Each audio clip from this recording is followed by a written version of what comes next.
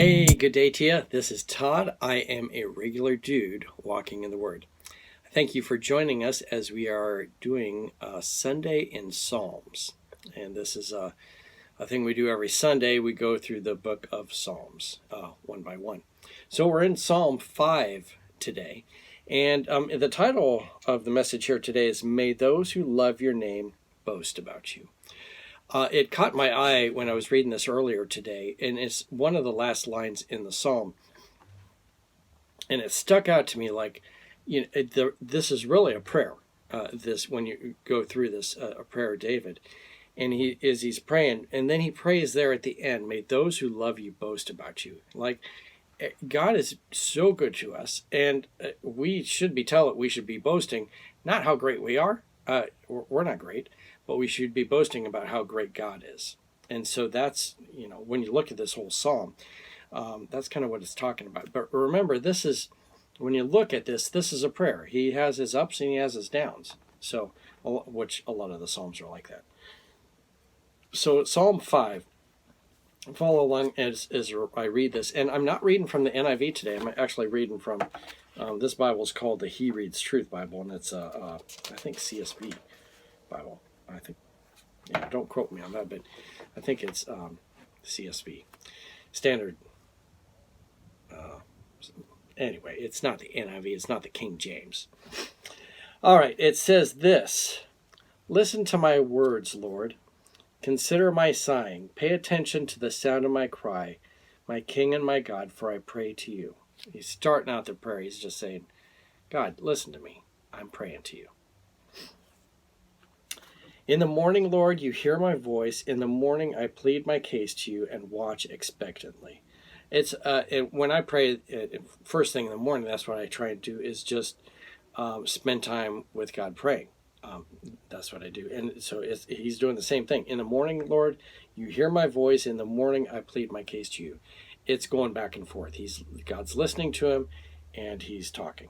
Okay? And then it says, for you are not a God who delights in wickedness. Evil cannot dwell with you. The boastful cannot stand in your sight. You hate all evildoers. You destroy those who tell lies, and the Lord abhors violent and treacherous people.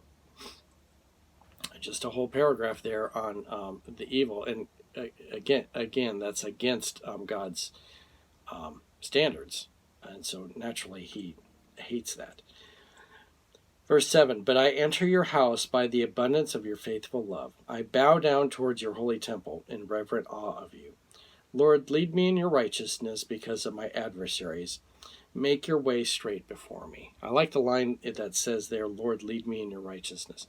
That should be our prayer every day. It's just, Lord, lead me in your righteousness. I can really mess things up on my own, but I pray that you lead me in your righteousness. Verse 6, for there is nothing reliable in what they say. Destruction is within them. Their throat is an open grave. They flatter with their tongues. Okay, so he's talking about the evildoers all around them. And that the throat is their open grave.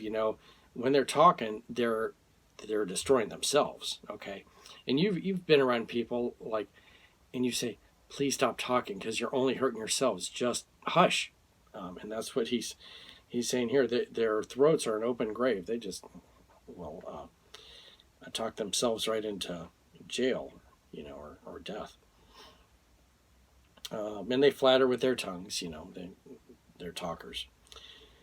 Verse 10, punish them, God. Let them fall by their own schemes. Drive them out because of their many crimes, for they rebel against you.